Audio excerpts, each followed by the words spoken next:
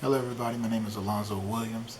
I'm currently an MBA student at Southern University A&M College, and today I'll be presenting to you my point of view, my reflection of the podcast that I had the pleasure to listen to. The name of this podcast is called Align Your Calendar to What Matters. Now, the author slash narrator of this podcast is an individual that goes by the name of Nir Eyals. He's a best-selling author, and one of the books that he wrote will be the main focus of this here presentation. That book is called Indescribable. It's called Indistractable. Now, a couple of topics that we're going to cover in this presentation. The first topic, we're going to talk about the podcast itself, the reason why I chose the podcast, and how much value I think this information that's inside this podcast brings to myself as well as to you out there. Second, we'll be talking about to-do lists or task lists. Now, and the myth behind it and how to properly do these task lists that will help benefit you once you start to implementing some of these tools and techniques to keep you from being distracted. Third and final topic we'll discover or talk about will be the four dimensions or the four techniques of becoming more indistractable. Now, before we get started furthermore, I would like to do a little exercise. After further reviewing this podcast and reflecting on the bad habits that I have had, I came up with a top 5 list of distractions that are in my life. And I probably will suggest that you do the same too once you hear more and more about this information. So, my top 5. I want to start off with football. I enjoy football. It is one of my hobbies I like to do. I enjoy playing. I enjoy watching. And football is on the weekend. And sometimes I end up not being productive at all just by just watching football all weekend. On Saturday, Sunday, college and professionals. That's number 1. Number 2, coworkers. I find myself when I'm at work, all my coworkers tend to come to my office and have a conversation about the weekend, about what's coming up next, who did this, who did that, what new music, what movies are out. So, and those conversations last about 20-30 minutes, and they end up taking a lot of time away from what I'm here to do, what I get paid to do, and that's work. And they could be somewhat of a distraction. Third, it would be television. Not only watch football, but I like to watch my TV shows as well, such as Power or Black Lightning, which is on Netflix. A lot of different programs, because the writing these days are so intriguing and grabs you in. It's hard to turn away. And you say you're going to watch one episode, you end up watching 4 or 5, which the episodes are an hour long. So you be sitting there and wasted half the day away. All right, fourth, we're going to go into cell phones, smartphones. You wake up in the morning, my alarm, I check the weather, I check the news. Throughout the day, I'm looking at my phone, and the night before I go to bed, looking at social media sites, etc. My cell phone is a huge distraction I've noticed in my life. And fifth, last but not least, is social media sites, YouTube, Instagram, Facebook, etc. All these sites are very addictive. I find myself checking a notification and start scrolling up and down and end up an hour of them pass. So those are my top 5 distractions in my life that I hopefully will improve upon once this presentation is over with. Now, we talked about, topic 1. This podcast was definitely interesting. The reason why I chose to go further, to do further research on this is because I feel that the information inside the podcast is effective. It's very effective in my life, and I'm pretty sure it will help out individuals that's going through my current situation, which is trying to achieve a higher education and get my MBA. When you are working 9 to 5 and as well as going to school and raising a family, your time, your energy, all that stuff is valuable. So you're going to have to be able to put things in place in order to be able to be as productive as possible. And with this information in this podcast and the books that the author wrote, they provide you with an insight of how to properly go about doing this and being able to um, be productive as well as spend time with your family or do those things that you might thought were distractions, but they are just managed wrong. So, and uh, the purpose of this podcast is to identify what are distractions, which um, the definition of distraction. A distraction is a thing that prevents someone from giving full attention to something else. You heard that? Yes, that's what the definition of distraction is. Preventing someone from giving full attention to something else. Uh, so that the podcast illustrates what a distraction is, how to, um, what is the main purpose, to identify distractions and give you tools to prevent from being stuck in the same routine of cell phones and television and etc. Now, topic number two. Topic number two is something that I have been doing for a while now. Every day I try to write my to-do list or my task list, things I need to get knocked out, things I need to get done. And in doing so, and after reading or listening to this podcast, I realized that I was doing it all wrong. In this podcast, the author, he specified that when doing a to-do list, it's okay to write everything out. But what you need to do is also step two, which is make time for the task. Say if I have 3 tasks to do, I have to cut the grass, I have to spend time with my son, and also wash dishes. So I can do my to-do list, but what I need to do additionally is make me something that's called a time box, a calendar time box. And some planners have them already. You basically look at it, and it has time from 06 in the morning to 1800 at night. During those time frames, you fill in the blocks. You fill in those time blocks with the tasks that you have to do, and you stick to that certain task. What comes in the morning? Say if I have to watch my son, or spend time with my son from 8 to 9. The next from 12 to 11, or 12 to 1300, I'll cut grass or wash dishes, and etc. I think you get the point. So that's the difference. So that's what I've been doing for years and years and years. And to come to think about it, all the times that I have been doing to-do lists and task lists, I don't think I ever completed one full task list where I scratched everything out in one day. So I think by implementing the task box, I think I'll be more productive in trying to get things done throughout the day. All right, let's move on to topic number 3. Topic number 3 is talking about the 4 techniques in order to become indistractable. Indistractable, what is that? For one, is not a word. Speaking of the author, he made it up, but and he made his own definition of it, but it makes sense. It's doing things in life with dealing with distractions is basically organizing it. You can be able to, say if you like watching television or you like watching football, myself, I can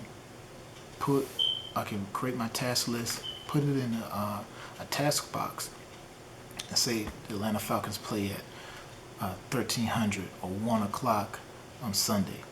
So for 1 o'clock or 1300 to 3 o'clock, I'm going to block that out. I'm going to watch the game. And from 3:30 to 5 o'clock, I'll cut the grass. So it's basically putting those things that you enjoy doing as well as those tasks that you need to get done inside of this time box in order for you to control it. If you don't have no control over it, then you'll spend all day doing those things that are not productive or that are of joy that you enjoy doing, but is not producing or is not productive at all. So that's what that's talking about. Okay, so that's what indistractable means. Now, so I say there's 4. There are 4 techniques. The first technique is making time for traction. Traction is whenever you're doing something, Like say I knock out a task or I take care of a task in the morning. Then the next task I go on my task list. Oh, I knocked that out. Complete, 2 check marks. Then I go to the next one. That's 3 check marks. So that I'm using that momentum to getting things done. That is called traction. Just kind of like a car or a tractor, like tire move, get traction by doing things positive and get tasks knocked out.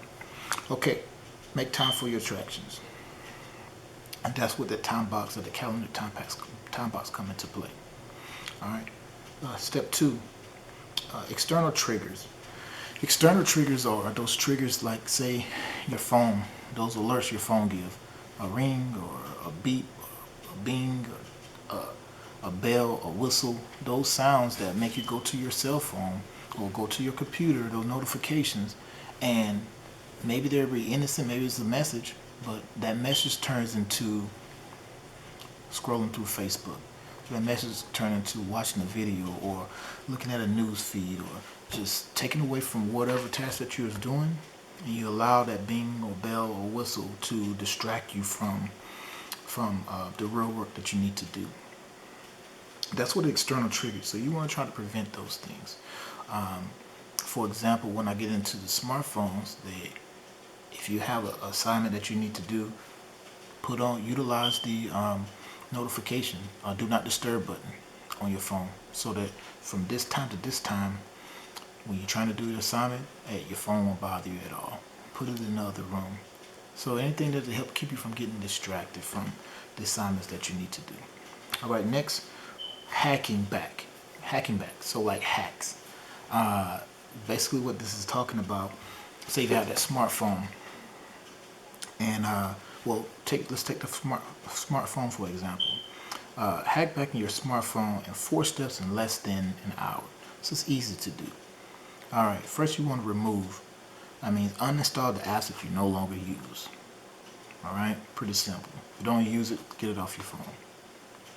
All right, next you want to shift where and when you use potentially distracting apps like social media and YouTube to your desk instead of on your phone. So what that means is, Facebook for example, take the app off your phone. Only check your Facebook when you're on your computer. So that way you won't be every day, all day on your phone, because you're not on your computer all day. And it will help limit your screen time on your phone. All right. Get a watch. Get one of those Apple Watch or Android watches, and have the notification go to your watch.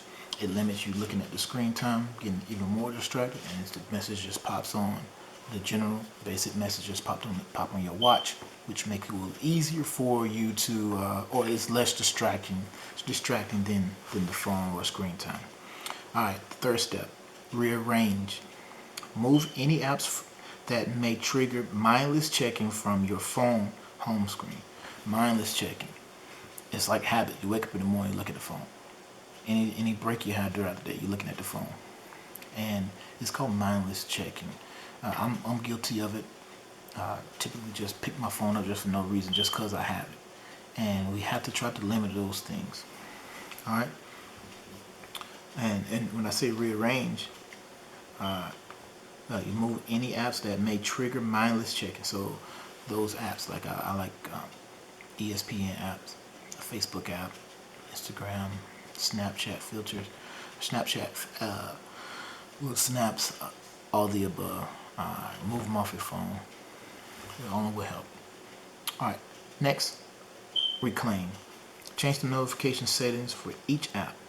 Be very selective regarding which app can send you sounds or sites, clues, or cues.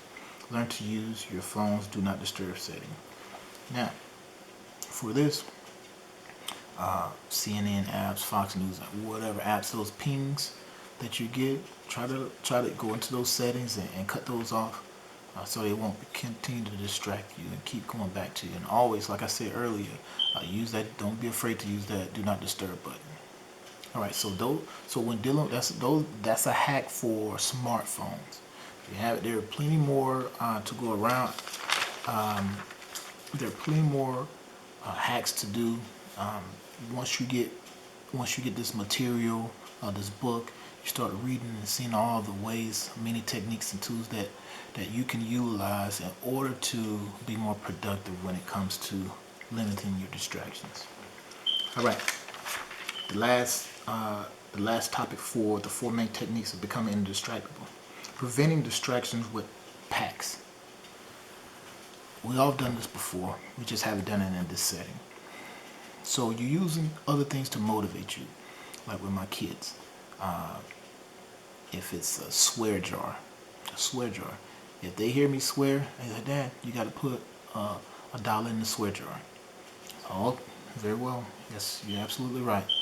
So do that with the notifications. Say like on the smartphones, from my understanding with the iPhone, some of the iPhone have settings on them that specify how much screen time you had. So at the end of the day, if you use up all your screen time, like 2 hours of screen time on a certain particular app, the app will completely shut off. You can't get logged back on until the following day. That's actually a great or brilliant idea to help limit a lot of the screen time that you have on these devices, especially dealing with social media. Now, that's the same thing with a pack. You can say if you do go over your allotted amount of time on these social media apps, hey, get another jar. Put $5 in. Hey, I went over my time. Right? Try not to do that again. Here, $5 in the jar. Close it up. That's what it's talking about. That's what he's talking about when preventing distractions with packs. You could do, like I said, monetary value packs or effort packs, etc. Now, those are the 3 topics we talked about. The main point I want you to understand or get from this presentation is that time is valuable. Your time is valuable. So you are going to have to be able to figure out a way, utilize these tools that is given to you to make the most of your time. When you're a busy individual like myself, you have to have a balanced life. You can't just do more of one side and less of the other, especially when it comes to kids. Spend time with your family, spend time with your kids. Spend a lot amount of time of trying to achieve your goals and your dreams.